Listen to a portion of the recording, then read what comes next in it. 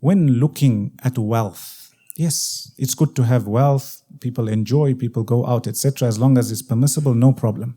But you have got to be somebody who is a visionary, who uses their wealth such that it benefits you, your family, your community, and the generations that come after. This was the practice of the Messenger sallallahu alaihi wasallam. This was the practice of the Sahaba radiallahu anhum. When the Messenger sallallahu alaihi wasallam came to Medina, what's one of the first things he did? He established Masjid Quba.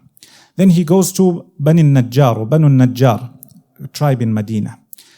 The Messenger sallallahu alaihi wasallam wants to establish his masjid, which we know today as Masjidun Nabawi. What does he tell them? There's no masjid there. He says, Thaminuni. He's identified the plot that he wants to take. Then he says, name your price, O Banu Najjar. Why? Think of it. When you have a masjid, the community is able to gather. People are able to fulfill their ibadat, one of the main acts of worship, which is salah. It also keeps the brotherhood. It keeps everything together.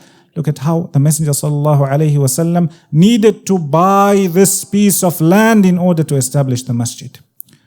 When he came to Medina, there was no water, a resource, something that people need. What does he do? He says, whoever buys the well, he will get Jannah.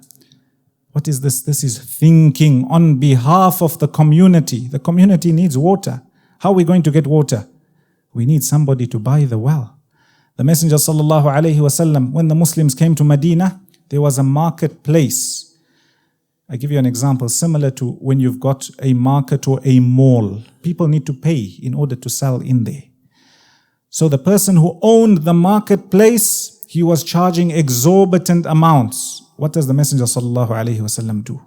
He knows that the Muslims need a place to buy and sell. So he buys a piece of land and he makes it waqf and he tells them, هَذَا سُوقُكُمْ. This is your marketplace, O Muslimun. You are able to buy and sell freely without these exorbitant charges and exorbitant amounts. What's this? This is vision. The Messenger sallallahu alaihi wasallam established protected areas, what they know as hima. Why? The camels from sadaqah. You know, when a person gives sadaqah, either you give your sadaqah, here we're talking about compulsory sadaqah, zakah. Zakah in the Quran at times is also referred to sadaqah.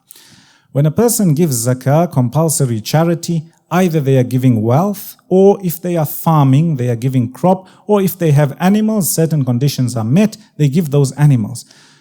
In order to keep the camels and the cows, if there were any, as well as the goats, they've got to stay somewhere. The Messenger sallallahu alaihi wasallam establishes these pieces of land specifically for those animals. What's that? That's vision, and that's needing to use wealth in order to do that. Abu Bakr as-Siddiq radiallahu anhu, through his khilafah, you find there were strategic decisions that he took when it came to wealth. Umar radiallahu anhu ruled for a much longer time. Some of the authors, some of the scholars, they mention that at his time they had a diwan. What was the diwan? Diwan is where everybody's names were written. So when wealth used to come, we know the people of Badr, those who were still alive. We know the Muhajirun. We know the Ansar. Let's give so and so. These people are in need. Umar radiallahu anhu, so much so, when the Muslim empire spread, and there was land that was under the empire, he didn't want to give it out to those who were alive because they already had. Why? He mentions one of his reasons. He says, what will remain for the Muslim generations who are going to come in the future? That's vision. And it's also a monetary as well as economic decision. Uthman ibn Affan radiallahu anhu, at his time, we know about his ibadah, we know about his wealth. Look at his forward thinking.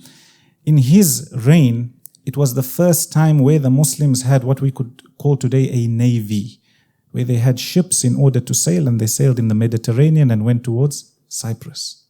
That happened when? Time of Uthman ibn Affan radiallahu anhu. My beloved brothers and sisters in Islam, the point I'm trying to get at is there is no disconnect when it comes to wealth in Islam and being a good Muslim. As we mentioned at the beginning, if you're somebody who's content with what you have, you're not a burden on everybody else, it's okay, it's fine.